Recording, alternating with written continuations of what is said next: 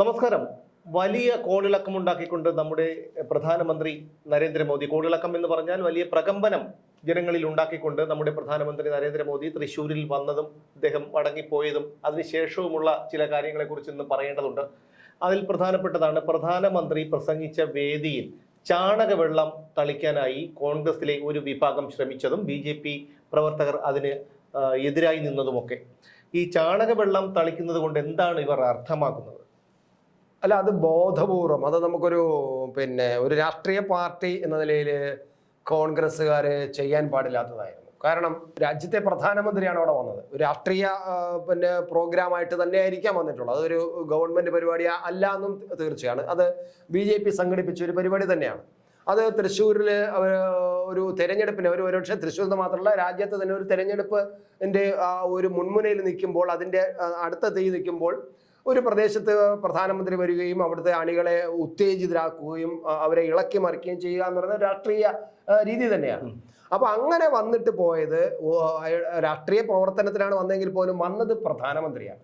കാരണം അതുകൊണ്ടാണ് കേരള ഗവൺമെന്റിന് 300ഓളം പോലീസുകാർ അവിടെ ഇട്ടിട്ട് അദ്ദേഹത്തിന് ഈ BJPയുടെ പരിപാടിക്ക് വന്നിട്ട് പോലും അദ്ദേഹത്തിന് സെക്യൂരിറ്റി കൊടുക്കാൻ പോലീസിനെ ഇടേണ്ടി വരുന്നത് അദ്ദേഹം ഇന്ത്യൻ പ്രധാനമന്ത്രി ആയതുകൊണ്ടാണ്. അപ്പൊ അങ്ങനെ ഇന്ത്യൻ പ്രധാനമന്ത്രി പങ്കെടുത്ത ഒരു വേദിയിലേക്ക് ഇന്ത്യയിലെ പ്രധാനമന്ത്രി കസേര പലതവണ അലങ്കരിച്ചിട്ടുള്ള ഒരു പാർട്ടിയുടെ അണികൾ ആ പ്രധാനമന്ത്രി പോയതിന്റെ 24 മണിക്കൂർ പൂർത്തിയാകുന്നതിന് മുമ്പ് ആ സ്ഥലത്ത് പോയിട്ട് ചാണകവെള്ളം തളിക്കാൻ ശ്രമിക്കുക എന്നത് വളരെ ഒരു പക്വതയില്ലാത്ത, ഒരു രാഷ്ട്രീയ പക്വതയില്ലാത്ത, ഇത്തരം മ്ലേച്ഛമായിട്ടുള്ള ഒരു കാര്യങ്ങളൊന്നും കോൺഗ്രസിന്റെ ഭാഗത്ത് നിന്ന് ഉണ്ടാകാൻ പാടില്ലാത്ത കാര്യങ്ങളാണ്. മറ്റൊരു നമ്മുടെ ഇടതുപക്ഷ പ്രസ്ഥാനമാണെങ്കിൽ നമ്മൾ ഇതിൽ അത്ഭുതം തോന്നേണ്ട കാര്യമല്ല. കാരണം ഇടതുപക്ഷ പ്രസ്ഥാനമാണെങ്കിൽ ഇപ്പോഴത്തെ DYFIയോ മറ്റോ ആണ് ചെയ്തിരുന്നതെങ്കിൽ നമുക്ക് വലിയ അത്ഭുതം തോന്നില്ല. കാരണം അവര് അങ്ങനെ ചെയ്യൂ, അവർക്ക് അതേ അറിയാവൂ, അവരങ്ങനെയാണ് ശീലിച്ചിട്ടുള്ളത്. അതുകൊണ്ട് അവരുടെ ഭാഗത്തു നിന്നുണ്ടായാൽ അത് നമ്മൾ ഇത്രമാത്രം ചർച്ച ചെയ്യേണ്ടി വരില്ല, അത് അങ്ങനെ തന്നെ എന്ന് പറഞ്ഞിട്ട് ജനങ്ങളും അത്തരത്തിലേക്ക് കാണുകയുള്ളൂ. പക്ഷെ കോൺഗ്രസിനെ സംബന്ധിച്ചിടത്തോളം കോൺഗ്രസ് അങ്ങനെ ഒരു സമ്മതം, അത് യൂത്ത് കോൺഗ്രസ്സുകാര് അവിടെ വന്ന് ഈ കാര്യങ്ങൾ ചെയ്യുന്നത് ഇപ്പോ, അതായത് ഈ മുഖ്യമന്ത്രിയുടെ നേതൃത്വത്തിൽ വടക്ക് നിന്ന് തെക്ക് വരെ ഒരു തല്ല് യാത്ര നടത്തിക്കൊണ്ടിരുന്നല്ലോ, ആഘോഷയാത്ര. അപ്പൊ ആ യാത്രയിൽ നിറയെ തല്ലുകൊണ്ടവരാകുന്ന നിലയിൽ ജനങ്ങൾക്ക് യൂത്ത് കോൺഗ്രസ്സുകാരോട് ഒരു പ്രത്യേക മമതയുണ്ട്. ആ മമത മുഴുവനും പോകുന്ന തരത്തിലുള്ള ഒരു പ്രവൃത്തിയാണ് ഇപ്പോൾ ഈ ഒരു കോൺഗ്രസിന്റെ ഭാഗത്തുണ്ടായത്.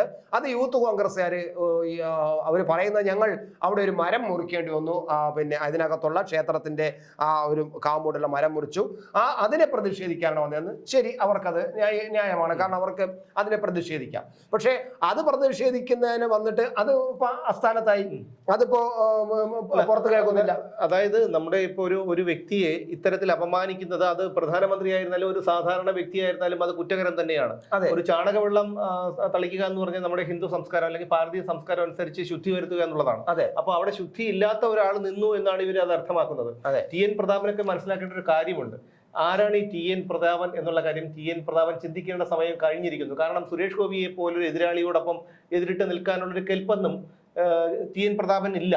അപ്പൊ ഒരു തോൽവിഭയം ഉള്ളിൽ ഉള്ളത് കൊണ്ടാണ് അദ്ദേഹം ഇത്തരത്തിലൊരു കടുത്ത സാഹസത്തിന് മുതിർന്നത് എന്ന് തന്നെ കരുതേണ്ടിയിരിക്കും. അല്ല, അത് TN പ്രതാപനെ പോലുള്ള ഒരു രാഷ്ട്രീയ നേതാവ്, അദ്ദേഹം KSU മുതൽ ഉയർന്നു വന്ന ഒരു വലിയൊരു നേതാവാണ്. അടിസ്ഥാനപരമായിട്ട് രാഷ്ട്രീയ പ്രവർത്തനം നടത്തി വന്ന ആളാണ്.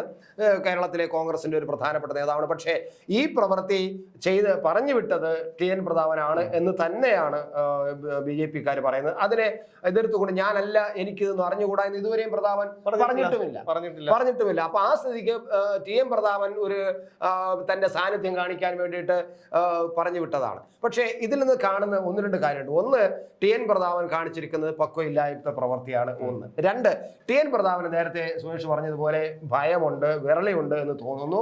കാരണം കഴിഞ്ഞ പ്രാവശ്യത്തെ പോലെയല്ല, ഇപ്പോൾ അങ്ങനെ ഈസി ആയിട്ട് ജയിച്ചു വരാൻ പറ്റുമെന്ന് തോന്നുന്നില്ല. അത് മാത്രമല്ല, ഈ TN പ്രതാപൻ ഇപ്പോൾ സസ്പെൻഡ് ചെയ്തിരിക്കുകയാണല്ലോ. അതെ, അത് എല്ലാവരെയും ഞങ്ങളെ അവിടെ സസ്പെൻഡ് ചെയ്തു, അപ്പൊ മോദി ഇവിടെ വരുമ്പോൾ ഞങ്ങൾ കാണിച്ചു കൊടുക്കാം എന്നുള്ള ഒരു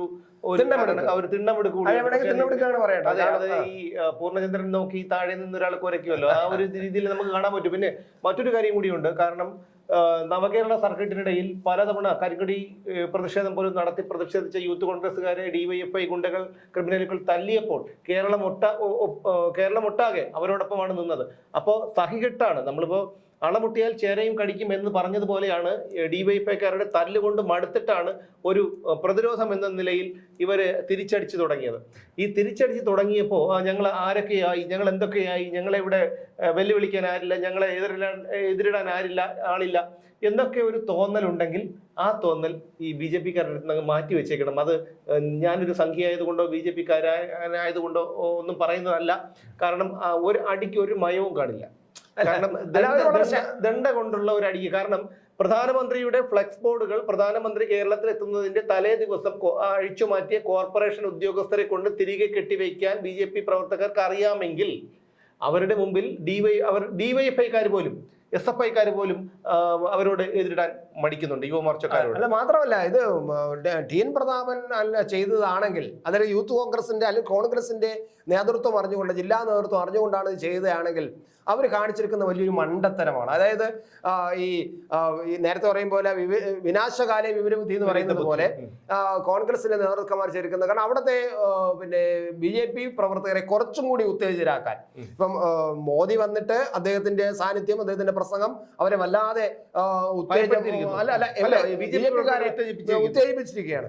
അതിനെ ഒന്നുകൂടി ഉത്തേജിപ്പിക്കാൻ മാത്രമേ, അവരെ കുറച്ചും കൂടി ആത്മാർത്ഥമായിട്ട് തെരഞ്ഞെടുപ്പിൽ ഇറങ്ങാൻ പ്രാപ്തരാക്കാൻ വേണ്ടി മാത്രമേ ഈ പ്രവൃത്തി കഴിഞ്ഞിട്ടുള്ളൂ എന്നത് കോൺഗ്രസിന്റെ നേതാക്കന്മാർ മനസ്സിലാക്കേണ്ടതാണ്. എനിക്ക് തോന്നുന്നു കോൺഗ്രസിന്റെ ഉയർന്ന തലങ്ങളിൽ നിന്നും, ജില്ലാ നേതൃത്വ തലത്തിൽ നിന്നും അല്ലെങ്കിൽ സംസ്ഥാന നേതൃത്വ തലത്തിൽ നിന്നും ഇത്തരത്തിലൊരു പ്രവൃത്തി വന്നതിനെ വിമർശിച്ചുകൊണ്ടുള്ള വിവരങ്ങൾ ഒരുപക്ഷെ ഇന്ന് അല്ലെങ്കിൽ നാളെ വരാൻ സാധ്യതയുണ്ട്. കാരണം കോൺഗ്രസ് ഇത് അവിടുത്തെ ഒരു വലിയൊരു മത്സരമാണ് വരാൻ പോകുന്നത്. കഴിഞ്ഞ തവണത്തെ പോലെ, കഴിഞ്ഞ തവണയും വളരെ കട്ടയ്ക്ക് നിന്ന് വളരെ ബുദ്ധിമുട്ടിയാണ് ജയിച്ചു വന്നത്. അപ്പൊ ഇപ്പോ എന്ന് വെച്ചിട്ട് വലിയ മോശമൊന്നുമല്ല, ഏകദേശം 1 ലക്ഷത്തോളം ഭൂരിപക്ഷം TN പ്രതാപൻ ഉണ്ടായിരുന്നു. പക്ഷെ അതുകൊണ്ട് ഇനി അത് വരില്ല. ഇനിയിപ്പോ അത് LDF-ഉം ആ തരത്തിൽ വളരെ സജീവമാണ്. കാരണം വരാൻ പോകുന്നത് LDF-ലെ ഒരു മുൻ മന്ത്രിയും കൂടിയായ ആളിനെയാണ് സ്ഥാനാർത്ഥിയാക്കി നിർത്താൻ, പിന്നെ സുനിൽകുമാറിനെ നിർത്താൻ പോകുന്നത് എന്നാണ് പറയുന്നത്. അങ്ങനെ കുറച്ചും കൂടെ ഫെമിലിയർ ആയ ഒരാളാണ് സുനിൽകുമാർ എന്ന് പറയുന്നത്. അപ്പോൾ അതുകൊണ്ട് തന്നെ ഈ TN പ്രതാപന് LDF-ൽ നിന്നും നല്ലൊരു സ്ഥാനാർത്ഥി വരുന്നത് കൊണ്ട് ഒരു വളരെ വലിയ മത്സരം നടക്കും. സ്വാഭാവികമായിട്ടും ഇത്തരത്തിലുള്ള ഒരു പ്രവൃത്തി TN പ്രതാപൻ ചെയ്തിട്ടുണ്ടെങ്കിൽ ഇവർ പറയുന്നത് TN പ്രതാപനെ ഞങ്ങൾക്ക് ചാണകവെള്ളത്തിൽ കുളിപ്പിക്കാൻ അറിയാമെന്ന് പറയുമ്പോൾ അത് സംഭവിച്ചുകൂടായികയില്ല. എവിടെയെങ്കിലും പക്ഷെ അവരിപ്പോ ചെയ്യുമെന്ന് എനിക്ക് തോന്നുന്നില്ല. അത് ചെയ്തു കഴിഞ്ഞാൽ അവരുടെ ഇമേജിന് അതുകൊണ്ട് അവർ ചെയ്യില്ല. ഈ പറയുന്ന കാര്യം നമ്മൾ മറ്റൊരു രാഷ്ട്രീയ പാർട്ടിയെ പോലെയല്ല. കാരണം അവരുടെ മുൻ അനുഭവങ്ങൾ നമ്മൾ എടുത്ത് നോക്കിക്കഴിഞ്ഞാൽ അറിയാൻ പറ്റും. യുവമോർച്ചക്കാരോടൊപ്പം പിടിച്ചെനിക്കാൻ DYFI-ക്കാർക്കോ കോൺഗ്രസ്സുകാർക്കോ ഒന്നും പറ്റിയെന്ന് വരില്ല. അപ്പം അതൊരു വിഷയമാണ്. അതുപോലെ നിങ്ങൾ മനസ്സിലാക്കേണ്ട മറ്റൊരു കാര്യം, എന്തുകൊണ്ട് പിണറായി വിജയനെ കരിങ്കൊടി കാണിക്കാൻ മാത്രമേ മുതിർന്നുള്ളൂ? നിങ്ങളൊക്കെ എന്തുകൊണ്ട് ചാണകവെള്ളം തളിക്കാൻ മുതിർന്നില്ല? TN പ്രതാപനോട് പോയിരുന്നു. TN പ്രതാപൻ അല്ല, ഈ അങ്ങ് വടക്ക് നിന്ന് തെക്ക് വരെ ഈ യൂത്ത് കോൺഗ്രസ്സുകാർ തല്ലുകൊണ്ടിട്ട് ഞാൻ കണ്ടില്ല. TN പ്രതാപൻ പ്രസ്താവന ഞാൻ കേട്ടിട്ടില്ല, ഞാനും കണ്ടില്ല. ഞാൻ വാർത്തയെല്ലാം ശ്രദ്ധിക്കുന്നതാണ്, കണ്ടിട്ടില്ല. രണ്ടാമത് മറ്റൊരു കാര്യം മനസ്സിലാക്കേണ്ടത്, ഇത് അയൽക്കൂട്ടക്കാരെയോ കുടുംബശ്രീക്കാരെയോ അല്ലെങ്കിൽ മറ്റ് ആരെയെങ്കിലുമോ ഭീഷണിപ്പെടുത്തി കൊണ്ടുവന്ന ഒരു പരിപാടി അല്ലായിരുന്നു അത്. പ്രധാനമന്ത്രിയുടെ ഒരു പരിപാടിയിൽ ഇന്നലെ വൻ ജനപങ്കാളിത്തത്തോടെ നടന്ന ആ പരിപാടിയിൽ പങ്കെടുക്കാൻ എല്ലാവരും സ്വമനസ്സോടെയാണ് വന്നത്. ആരെങ്കിലും ഒരാളെ, ഏതെങ്കിലും കുടുംബശ്രീക്കാരെയോ ഏതെങ്കിലും അതുപോലെ എന്തെങ്കിലും സംഘടനക്കാരെയും ബലമായി കൊണ്ടുവന്നതായിട്ടെന്ന് ആർക്കും അറിയാമോ? നിങ്ങൾക്ക് തന്നെ അറിയാൻ പറ്റും, കേൾക്കുന്നവർക്ക് തന്നെ അറിയാൻ പറ്റും. പ്രധാനമന്ത്രിയെ കാണാൻ പ്രധാനമന്ത്രി എവിടെ ചെന്ന് കഴിഞ്ഞാലും ആൾ കൂടും. കാരണം അദ്ദേഹത്തിന്റെ വ്യക്തി പ്രഭാവം കൊണ്ടാണ്. BJP-യിൽ നാളെ മറ്റൊരാൾ വന്നാൽ ഇത് സംഭവിക്കുമെന്നും ഞങ്ങൾ ആരും കരുതുന്നില്ല. ചിലപ്പം ഒന്നുകൂടായികയില്ല, ചിലപ്പോൾ അത് അപ്പോഴത്തെ ഒരു അവസ്ഥ അനുസരിച്ച്. അല്ല, അങ്ങനെയാണെങ്കിൽ പോലും മോദിയുടെ സ്ഥാനത്ത് മറ്റൊരാൾ പ്രധാനമന്ത്രിയായി, BJP-യിലുള്ള തന്നെ മറ്റൊരാൾ പ്രധാനമന്ത്രിയായി വന്നാൽ ഒരിക്കലും ഈ ഒരു പ്രഭാവം ഉണ്ടാകാൻ പോകുന്നില്ല. ഇല്ല. മാത്രമല്ല, ഈ മോദിയുടെ കാര്യത്തിൽ കേരളത്തിൽ ആദ്യം വന്നപ്പോൾ നമുക്കറിയാം, മോദി കേരളത്തിൽ പിന്നെ നമ്മുടെ വർക്കല വന്നിരുന്നു, ശിവഗിരിയിൽ വന്നിരുന്നു. അങ്ങനെ ശിവഗിരിയിൽ വന്നപ്പോൾ, പ്രധാനമന്ത്രി ആകുന്നതിന് മുമ്പാണ്, ശിവഗിരിയിൽ വന്നപ്പോൾ ഇവിടുത്തെ CPM കാര് പറഞ്ഞത് എന്താണെന്ന് അറിയാമോ? അങ്ങോട്ട് ഒരൊറ്റ എണ്ണം പോകരുത്, അയാളെ കാണാൻ പോകരുത്, അയാളെ പോകുന്നിടത്ത് ആള് കൂട്ടരുത്, അയാള് മറ്റേ കൊലപാതകം മരണത്തിന്റെ ദൂതനാണ്, അങ്ങനെ എന്തോ ഒരു ഇതുണ്ടല്ലോ. അങ്ങനെയാണെന്നൊക്കെ പറഞ്ഞുകൊണ്ട് ഈ ഗുജറാത്ത് വിഷയം എടുത്ത് വെച്ചുകൊണ്ട് ഭയങ്കരമായിട്ട് പറഞ്ഞതാണ്. അത് ഇപ്പോൾ TN പ്രതാപനെ പോലുള്ള നേതാക്കൾ ഒന്ന് ഓർമ്മിക്കുന്ന നല്ലതാണ്. അങ്ങനെ പറഞ്ഞിട്ടുള്ള പിന്നെ മോദിയെ പിന്നീട് ഈ പറഞ്ഞ നേതാക്കൾക്ക് തന്നെ ചെന്ന് പൂച്ചെണ്ടും കൊണ്ട് സ്വീകരിക്കേണ്ടി വന്നിട്ടുണ്ട്. മാത്രമല്ല അവിടെ ഭയങ്കരമായിട്ട് ആളും കൂടി ഈ വർക്കലയിൽ അന്ന് നല്ല ആള് കൂടി, പോകുന്ന വഴിയിലെല്ലാം ആള് കൂടി. ഈ ആള് കൂടിയതിൽ കൂടുതൽ CPM കാരായിരുന്നു. കാരണം ഇയാളെ കാണാൻ വേണ്ടി ഇങ്ങനെ ഒരാളിനെ കാണരുതെന്ന് പറഞ്ഞു. എന്നാ പിന്നെ നോക്കട്ടെ ആൾ എന്താണ് ഒരു കുഴപ്പക്കാരനാണ് എന്ന് കാണാൻ വേണ്ടി പോയി. അപ്പൊ CPM അന്ന് വലിയൊരു മണ്ടത്തരം കാണിച്ചു.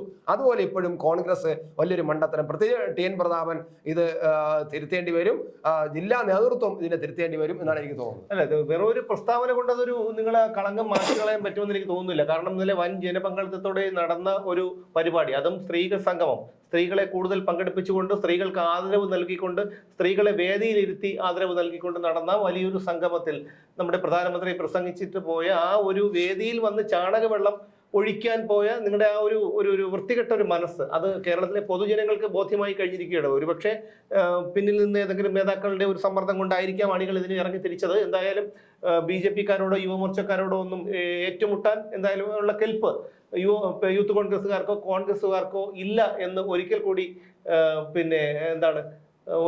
ഓർമ്മപ്പെടുത്തി. അവിടെ അതിനകത്ത് നമ്മൾ കണ്ടത് ഇന്ന് യൂത്ത് കോൺഗ്രസ്സുകാര് വളരെ സംഘടിതരായിട്ടാണ് വന്നത്. അവരൊരു സമരം നടത്താൻ വേണ്ടി വന്നവരാണ്. മറ്റവരങ്ങനെയല്ല. മറ്റവരവിടെ വേദി പൊളിക്കുന്നതുകൊണ്ട് അവരവിടെ ഉണ്ടായിരുന്ന ബോർഡുകളെല്ലാം അഴിച്ചു മാറ്റാൻ വേണ്ടി വന്ന കുറച്ച് പ്രവർത്തകരാണ്. പക്ഷെ ആ കുറച്ച് പ്രവർത്തകർക്ക് ഈ സംഘടിച്ചു വന്ന BJP പിന്നെ യൂത്ത് കോൺഗ്രസ്സുകാരെ നേരിടാൻ അവർക്ക് നിഷ്പ്രയാസം കഴിഞ്ഞു. പോലീസ് വളരെ പണിപ്പെട്ടു. അതിന്റെ കാര്യം അവര് സംഘടിച്ചു വന്നിരുന്നുവെങ്കിൽ അവിടെ ഞാനാണ് ആലോചിക്കുന്നത്, ഈ യൂത്ത് കോൺഗ്രസ്സുകാർ സംഘടിച്ചു വന്നതുപോലെ ഈ BJP-കാരും സംഘടിച്ചാണ് അവിടെ വന്നിരുന്നതെങ്കിൽ ഇതിനെ തടയണം, ഈ അമ്മമാരിത് ചെയ്യും, തടയണം എന്ന് പറഞ്ഞ് അവർ പ്ലാൻ ചെയ്ത് വന്നിരുന്നുവെങ്കിൽ നമ്മൾ ഈ കാണുന്ന വിഷയം മനസ്സിലാക്കേണ്ട. അപ്പൊ ഞാനൊരു RSS-കാരനോ സംഖ്യമൊന്നും ആയിട്ടല്ല ഈ കാര്യങ്ങൾ പറയുന്നത്. കാരണം RSS-കാരുടെ റൂട്ട് മാർച്ച് എടുത്ത് നോക്കിക്കഴിഞ്ഞാൽ അറിയാം അവരുടെ അച്ചടക്കം എന്താണെന്നുള്ള കാര്യം, അവരുടെ ശാഖാ പ്രവർത്തനങ്ങൾ എന്താണ്, എന്തുകൊണ്ടാണ് ശാഖ നടത്തിപ്പിനെ ഈ CPM-കാരും മറ്റുള്ളവരും ഭയപ്പെടുന്നത് എന്ന് ചോദിച്ചു കഴിഞ്ഞാൽ ഇത് തന്നെയാണ് കാര്യം. ശാഖയിലൊക്കെ പഠിപ്പിക്കുന്നത് എന്തായാലും മറ്റ് വർഗീയതയൊന്നും പഠിപ്പിക്കുന്നത് ഞാൻ കരുതുന്നില്ല.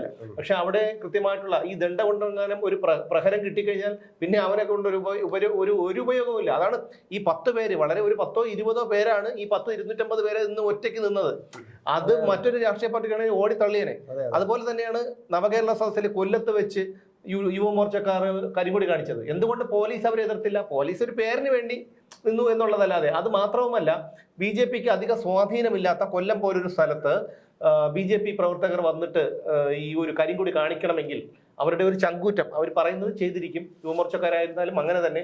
പക്ഷെ എന്തായിരുന്നാലും നമുക്ക് അത്ര വിഷയങ്ങളിലേക്കൊന്നും പോകേണ്ട, ഓർമ്മിപ്പിച്ചു എന്ന് മാത്രമാണ്.